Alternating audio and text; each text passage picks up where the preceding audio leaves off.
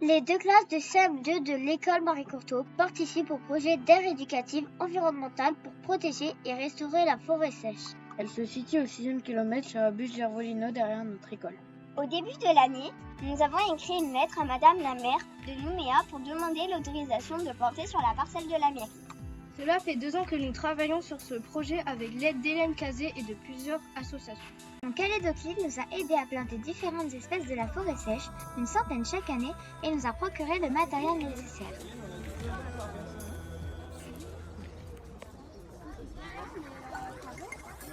La pépinière Eriaxis nous a fourni des plants. Nous avons eu des interventions du CIE qui nous ont expliqué comment les espèces envahissantes et le feu ont détruit une grande partie de la forêt sèche. Quand nous avons visité notre parcelle de forêt sèche le 25 février, un ornithologue, un spécialiste des oiseaux de l'association Symbiose nous a fait écouter certains de leurs chants. Fabienne de Symbiose nous a montré quelques champignons sur une souche d'arbre. Nous avons compris comment la forêt se nourrissait quand il y avait des grandes sécheresses. Les champignons s'associent aux arbres, ils poussent sur les racines et ils font des échanges. L'arbre lui donne du sucre et les champignons de l'eau et des sels minéraux. De nos jours, la forêt sèche est en voie de disparition. En Nouvelle-Calédonie, il ne reste que 2% de nos forêts sèches. Les causes principales de sa disparition sont le défrichage par l'homme, le feu et les animaux comme le cerf qui mange les jeunes pousses. La disparition de cette forêt entraînerait l'extinction de nombreuses espèces endémiques présentes en Nouvelle-Calédonie. La forêt sèche est aussi appelée forêt sclérophile. Sclérose veut dire dur et fil signifie feuille en grec. Il est nécessaire de prendre soin des plants pour qu'ils se développent correctement. Il faut arroser régulièrement pour garder le sol humide, mais pas trop non plus. On désherbe souvent autour des plants. On peut se servir de cette mauvaise herbe pour pailler autour des plants. Cela permet de conserver l'humidité et d'empêcher les mauvaises herbes de pousser. Il faut aussi éliminer les espèces envahissantes. La catine, le faux mimosa, les lianes, les fourmis électriques qui détruisent les plants. À Kéza, il y a des mauvaises herbes qui s'appellent du buffalo.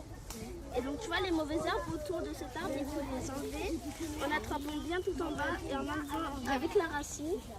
Et après quand tu as enlevé tout autour, tu prends les mauvaises herbes que tu as buffalo. Tu les mets au milieu avec les fesses quand même avant, mais tu laisses quand même un petit espace. Après tu demanderas une place à un rubaliste, elle va te donner. Tu attacheras autour de l'arbre en serrant bien parce que c'est polluant avec les plastiques. Et après, c'est tout. Après, on enlève toutes les mauvaises herbes et on fait pareil. Nous fixons à chaque plant des morceaux de rubalise pour rendre visibles les plants, pour éviter qu'on marche dessus ou que les débroussailleuses les coupent ou les abîment.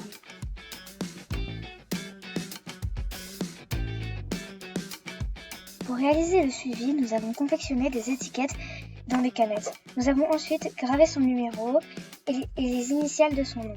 Puis nous les avons fixées à tous les plants. Nous mesurons également les plants pour surveiller leur croissance. Pour ça, il faut mesurer du pied jusqu'au bout de la tige.